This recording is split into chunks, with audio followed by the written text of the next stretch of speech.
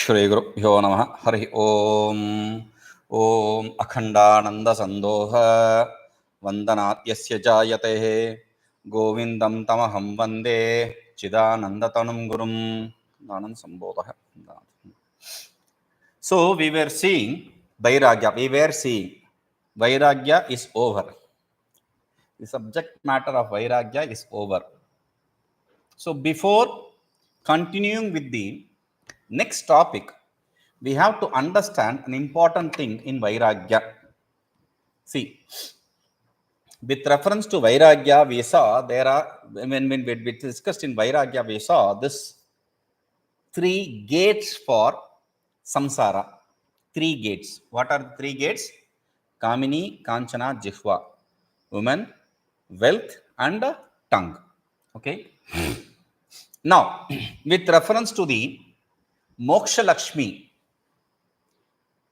the Moksha Shri, the wealth of liberation. For that city, we saw the first gate.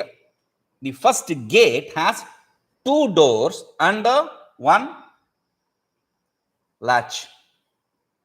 We saw that. What are those 3? One is woman, the other is wealth, the third one is not tongue. Now the third one is a wooden block called kama. We called it kama, desire. We have to understand this very clearly. See, woman, wealth, tongue. Woman, wealth, kama. They look similar. We saw that as gate, and here we are talking it as door. What is the difference here? Or is there any difference? Before understanding that, we have to understand the gates are the same gates. You enter some city, you exit some city, you have the same gate. You don't go through a different gate. You start from the same point and you end at the same point. Now it is like this. When you exit a country, if you have traveled to other foreign countries, you will know this. If you exit a country, they'll be very happy to let you go. But if you are entering the country, they will ask hundreds of questions. Where are you going? Who are you? What will you do? Where will you stay? So many questions. That's the duty, but true. But there will be so many questions asked. But while exiting, there will be no question asked. In fact, in Ireland, there is no immigration exit. They don't seal. I was like, where is the immigration? I just came to the gate and there was this boy was sitting there who was also from Chennai. He was like, Swamiji, I didn't find any immigration. I didn't get that seal. It's okay. There is no immigration here. It's okay. So the point is, while entering a country, you need to have immigration. But while exiting, they are happy to let you go. Similarly, while entering, you have the doors. While exiting, it's actually the other way, but this is how it is seen. While exiting, while coming out of your nature, there is no gate. There's no door. There's only gate. That's all. So this is a very peculiar thing. Actually, if you see, why do they have gates when you enter? While exiting, why do they have doors when you enter? So much of protection. Whereas there's nothing when you exit. That's an important thing also. We'll come to that. First, we'll understand what is the difference between this and that. We saw women, wealth, women, wealth. Now the difference is the women and wealth there with respect to the samsara is women and wealth. But the women and wealth with respect to the moksha is not women and wealth. We have to understand the woman there is the lust and the wealth there is the greed. greed and lust. Greed and lust, which are fueled by the desire, kama, which is the blockade. Right? So we have to break open this door to enter the moksha. Break open means you don't have to learn martial arts for that. And how do I break open it? You are not fighting it. This is the beauty. We fight always, we fight with everything and everyone. Here, there is no fight. The beauty is giving them up is itself letting it go. It opens. You just give up. You give up means you renounce it. You don't have any attachment to that. If you don't have that desire, there is no lock. It is open already. You understand? So that is what is all this about. If you don't have desire, there is no greed. If you don't have greed, if you don't have desire, then there is no lust for experiencing things in the world, whether it's woman or any other objects, sense object. So he says that is the important thing. Second, I said we'll discuss this later. See, while we enter, we have to have all these checks. But while we exit, there is no. Why is this so? Reason is, it's like we see in the home. You go out, the kids go out, there's no question asked. When they come in, there is no question asked in the sense they are just let to go out without being checked. But when they come in, what is that? Go and leave the dog wherever you picked it from. They'll pick some dog or cat or something from the road and they'll bring it home. Go and leave it. Otherwise, you stay with that dog. This dog also can stay with that dog. So they picked something or other, but finally you have to take care of. So you don't want that. So you say, leave it and come back. So you have to give up whatever you are attached to enter the world of moksha, enter the liberation, gain the liberation. So I was talking about the Puranas, and the Puranas have to be interpreted in three different ways: the karma, dharma, and marma. Right? So karma, the story portion; dharma, the way of life which we learn from that; and the marma, the secret teaching based on Vedanta. Now there is a story in Puranas. There is this rishi called Vishwamitra, a very great rishi. He is the one who is the seer of the Gayatri Mantra. So this great rishi was a emperor earlier. So our king comes to him.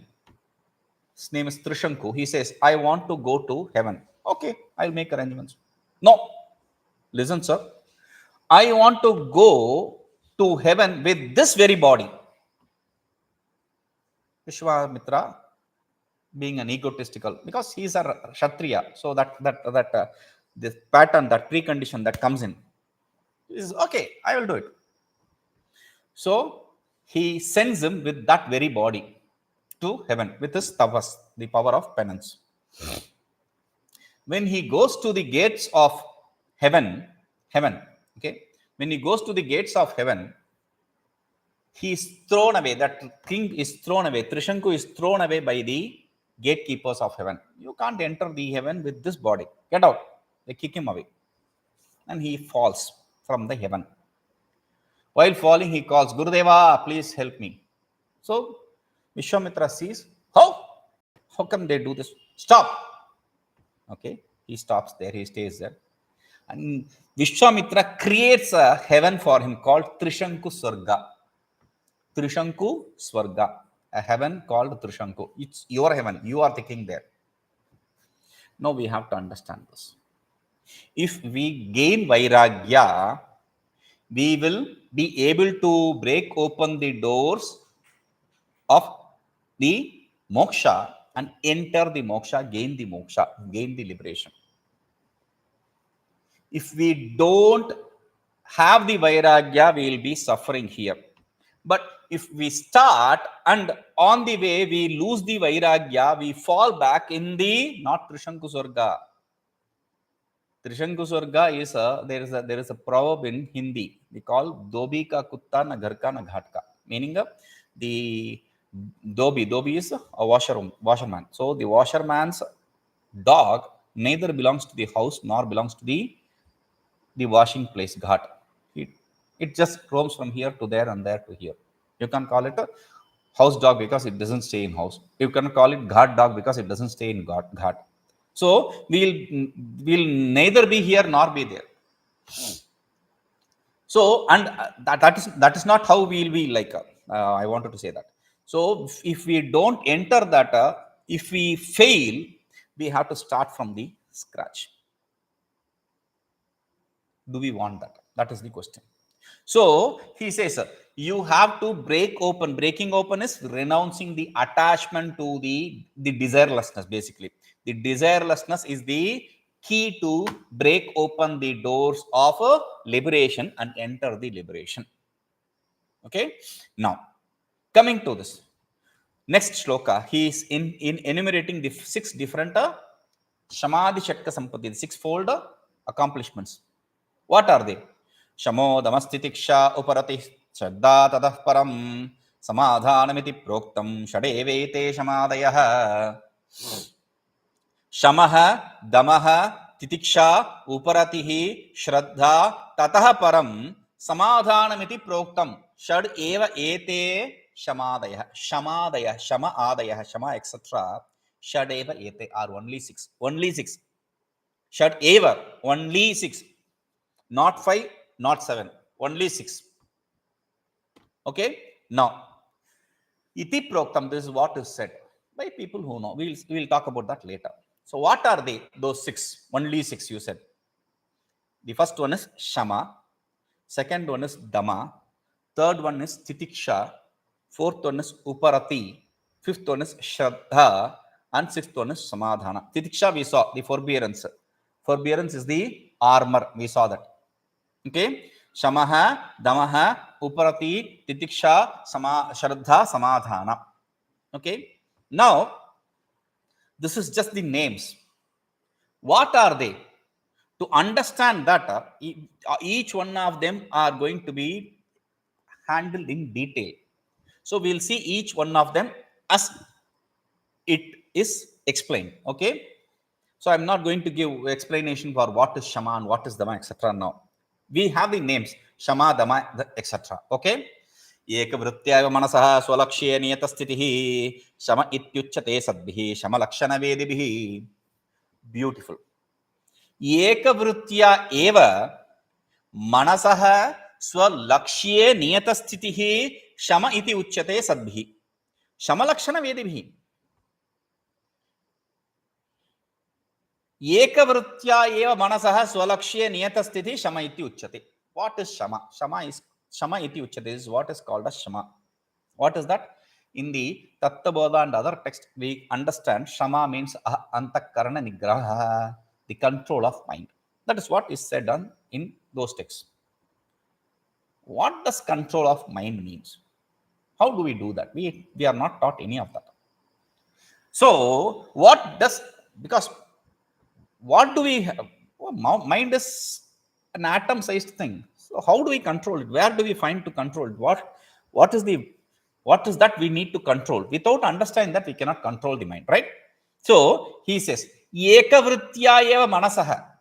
Manasaḥ ekavṛttyaiva. The mind, as only ekavṛtti means only one thought function. Vritti means thought function. In Malayalam, vritti means clean. Vritti means clean. Now, here vritti means thought function. Okay, vritti means thought function. As one thought function. Making the mind remain as one thought function. First, we'll understand what is thought function. Vritti means, what is vritti? We have to understand that. The first vritti, the first and foremost vritti of a mind is ahamakara vritti or aham vritti. Aham vritti or ahamakara vritti, we call it. Aham vritti means the thought function of I. Aham akara vritti means the thought function of the form of I. Okay. So that is the general thought function which is generated by the mind. I am using generated in quotes because I'll explain that later. The mind produces the thought function. The mind generates the thought function. This is how people explain the connection between the mind and the thought function. If you read or if you hear something like that, just switch off or close the book. Because mind does not produce or generate thought function. That is a fallacy. Mind transforms itself into thought functions. That is Vedanta. Mind transforms itself into thought function. The first thought function the mind transforms into is the I thought function. There are three different stages. The second person, the first person, and I. The third person, second person, and first person. Uttam Purusha. Okay. Third person, second person, and me. Without the I, the second person and third person don't exist actually. You have to remember that. Without the I, the first person, there is no second person, there is no third person. This similarly here, without the I thought function, there can be no thought function regarding any objects in the world. I say pot, the thought function of the form of pot. Pot, ghata akara vritti. Ghata akara vritti. Ghata akara vritti. Ghata means pot. Akara means form. Vritti means thought function. The thought function of the form of I. Pot. Okay. So even if there is a thought function of the form of pot, that for that thought function, that form of thought function to exist, there needs to be a seal. There needs to be a stamp, which is the I thought function. I know the pot. I don't know the pot. I see the pot. I don't see the pot. I see him going. I see him coming. I don't see him. I didn't see him going. I didn't see him coming. Everywhere. Without the I, there can be no second person, third person transaction. So the aham akara vritti or aham vritti is the primary vritti which springs, which transforms from the mind. The mind transforms into that thought function, and then the other thought function follows. Okay. Now, ekavṛtti. What does ekavṛtti means? Thought function of one form. That is ekavṛtti. How does this happen? When you are going to sit and meditate, your mind is made to focus on one thing. That is called as svalakṣye, in one's own object, goal. We'll come to that later. First, the goal, the object, which is called as dhyaya. Dhyata, the meditator. Dhyanam, the meditation. Dhyaya, the object of meditation. The object of meditation, fixing the mind in object of meditation is called as ekavṛtti. Meaning, I am going to meditate on the mantra. The easiest method to meditate is to meditate on the mantra. That is why whenever I initiate in a mantra, I don't give a form to the mantra. I don't teach them what the form of this deity is. I just give the mantra. When you do the mantra properly, that form of the deity presents itself in front of you naturally. Now, here, when you are going to do the mantra, Om Namah Shivaya, Om Namah Shivaya, Om Namah Shivaya, Om Namah Shivaya, suddenly the mind starts diverting and goes to the Shiva, name Shiva. Oh, that person is called as Shiva, right? Oh, what is his wife's name? Okay, what is this? So the mind starts transferring to different things. It is moving to in different directions instead of being focused. This non-focused state is what is called as chanchala sthiti. Chanchala means turbulent state. The mind is naturally turbulent. It cannot focus on one thing. It is always going in different directions, multi-direction. Earlier, we used to think it as a qualification. Oh, my mind is multitasking. Now we suffer because of the multitasking, right? So mind should focus on one thing without that leaving the chanchalatva, its nature, because the nature of mind is, it is said in the Upanishad, paranchikhani vatranat swayambhu tasmat paran pasyatinantratman. The creator created the mind in the form of going externally. That is why it doesn't see the internal, the self. It doesn't turn towards the self. It is always going outside. So ekavṛttyaiva means whatever is the object of meditation, making the mind fix on that object of meditation. That is what is called as ekavṛttyaiva. It is like this. When you see in South India, in temples, they have temple elephants they have.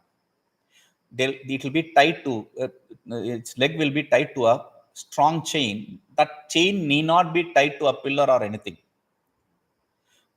The elephant will be moving its head like this. This Mahat, what he does is, he takes this chain and gives it in its trunk. It holds and it stays still. Similarly, your mind is so turbulent, what you have to do is fix it on an object. Make it fix to an object. Any object of meditation is good enough. Mantra is easiest. It may be pot, it may be of the form of pot, it may be form of cloth, it may be of form of Ishvara, it may be form of anything. Fix it on something. Easiest. Then the mind becomes ekakara. That is what is called as a ekakara vritti, or that is what is called as chitta shuddhi or ekavṛtta. Chitta shuddhi or ekavṛtta. Mind you, if the mind is purified, that mind should bring you to the Vedanta. If it is taking you away from the Vedanta, your sadhanas are not proper. You have to understand that. If you does not bring you to Vedanta, your sadhana is not proper. If it takes you away from the Vedanta, your sadhanas are not proper. It is you who is the problem, not the sadhana itself. You have to practice the sadhana. So ekavṛttyaiva, making the mind stick to one thought function, is what is called as a manasaḥ ekavṛttyaiva. In what? Svalakṣye, he says. Svalakṣye, in its goal, in its object, in its final state. What is that actually? What do you have as goal? Svalakṣya, one's own goal. What is your goal for doing all this? Brahman, moksha. Okay, can you fix the mind in moksha? No, because moksha is not a object. Okay, Brahman. Can you fix your mind in Brahman? Again, no. If you say yes, no, that is not true. Because your mind cannot be fixed in Brahman. If your mind is capable of fixing itself in Brahman, if you are able to fix your mind in Brahman, then what you mean is you are objectifying Brahman. By making it an object, you are limiting it. By making it limited, you are making it non-eternal, which you don't want. If you want non-eternal, you can fix it to any object here in the world. Like we say, Kamini, Kanchana. Kamini, man, woman, anything. You can fix it to that. You cannot have the cake and eat it too. So he says, this mind, the goal is not the Brahman. You cannot have the goal as Brahman. Because Brahman, for the mind to have the thought function, it needs to have attributes. Thought functions needs attribute, and Brahman is nirguna, attributeless. Therefore, you cannot fix your mind in Brahman. in what you have to do is you have to fix it in something else, because what we need is not the mind which is capable of grasping the Brahman through the meditation, but the mind which is capable enough, ready for doing that. I don't understand. The mind which is ready for understanding the self, which is the focus. That focus is what is called as ekavṛttyaiva. Manasaḥ ekavṛttyaiva. Svalakṣye in its object, in its dhyaya, in its object of meditation. That object of meditation cannot be itself, it can be anything else in the world. Okay? Now, when we do that, and how it should that be? Niyatasthitiḥ. Niyatasthitiḥ means fixed permanently, fixed steadfastly. Means when you it's like tailadharavat, we call it. We give an example called tailadharavat. Means when you pour oil, it comes as one thread, one line. There is no disturbance there. There is no turbulence there. Similarly, the mind, if you are going to fix on something, it should focus on only that, not divert. It should not go in different directions. So, niyatasthitiḥ, this focusing, this fixing of mind in one thought function, making the mind stick to one thought function, is what is called as śama ityucyate. It is what is called as śama. Who explains śama to be like this? Sadbhiḥ, by the people who are learned, who have the knowledge. About what? śamalakṣaṇavedibhiḥ, people who have the knowledge regarding what is śama. It is said by people who have the knowledge of what is śama that this is what śama is. Having the mind focused on one object of meditation continuously.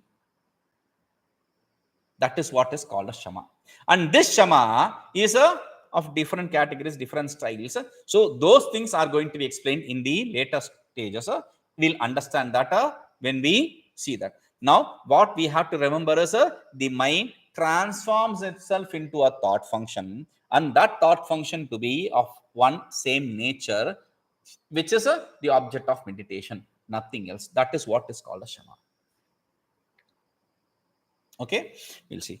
Om Purnamadah Purnamidam Purnat Purnamudachyate Purnasya Purnamādāya Purnameva Vashishyate. Om Shanti Shanti Shanti.